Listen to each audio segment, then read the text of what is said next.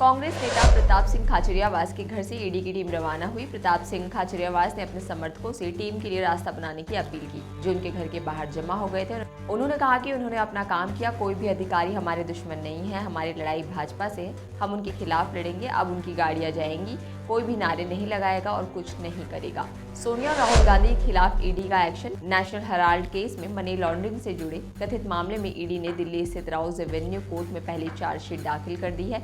इस चार्जशीट में सोनिया गांधी, राहुल गांधी और सैम पित्रोदा समेत कई लोगों के नाम शामिल है। कोर्ट ने इस मामले में आरोपों पर संज्ञान लेने की सुनवाई की तारीख 25 अप्रैल तय की है।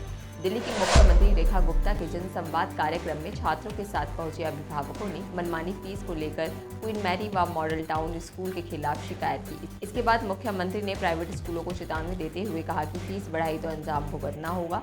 सीएम ने कहा कि मामले में जीरो टॉलरेंस की नीति अपनाई गई है।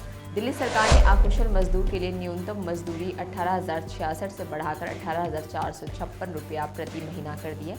अर्धकुशल श्रमिकों को न्यूनतम मजदूरी 19,929 से बढ़ाकर 20,371 रुपये प्रति महीना कर दी है। कुशल श्रमिकों की न्यूनतम मजदूरी को 21,917 से बढ़ाकर 22,411 रुपये कर दी गई है। बीपीएससी मुख्य परीक्षा 2025 का मामला सुप्रीम कोर्ट पहुंच गया है। मुख्य परीक्षा को रद्द करने की मांग की गई है। याचिका पर सुप्रीम कोर्ट ने फिलहाल जल्द सुनवाई करने से इनकार कर दिया है। दिल्ली परिवहन निगम यानी कि डीटीसी में काम कर रहे करीब 25,000 कॉन्ट्रैक्ट वर्कर्स की सैलरी जल्द ही बढ़ सकती है। कर्मचारी एकता यूनियन मांगों को लेकर कई बार प्रदर्शन कर चुकी है। करीब 25,000 कॉन्ट्रैक्ट वर्कर्स के वेतन में इजाफा होने की बात कही जा रही है। जेएमएम यानी झारखंड मुक्ति मोर्चा के 13वें राष्ट्रीय महाधिवेशन में पार्टी ने बड़ा फैसला लिया है। मुख्यमंत्री हेमंत सोरेन को अब पार्टी का नया अध्यक्ष बना दिया गया है। वहीं जेएमएम के संस्थापक और वरिष्ठ नेता दिशोम गुरु जीबू सोरेन को पार्टी का संरक्षक बनाया गया है। महाराष्ट्र के अमरावती में नवनिर्मित एयरपोर्ट बनकर तैयार हो गया है, जिसका उद्घाटन बुधवार 16 अप्रैल को राज्य के मुख्यमंत्री देवेंद्र फडणवीस के हाथों होने वाला है।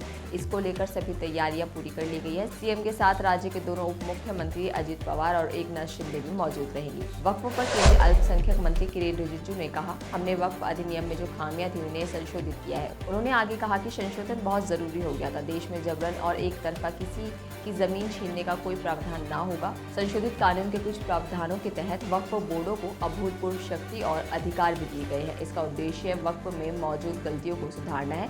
पश्चिम बंगाल के मुर्शिदाबाद में हुए हिंसा पर निशाना साधते हुए रिजिजू ने कहा कि ममता बनर्जी लोगों को उकसा रही हैं और हिंसा भड़का रही हैं। सपा प्रमुख अखिलेश यादव ने कहा कि देश में तय हो चुका है कि अगर बीजेपी से कोई लड़ रहा है तो फिर समाजवादी पार्टी लड़ रही है। हमारी कोशिश है कि इसको राष्ट्रीय पार्टी बनाया जाए। समाजवादी पार्टी की कोशिश होगी कि जो लोग दूसरे दलों से आना चाहते हैं उनके साथ पीडीए की ताकत को बढ़ाएंगे। बीजेपी पीडीए की ताकत से घबराई हुई है।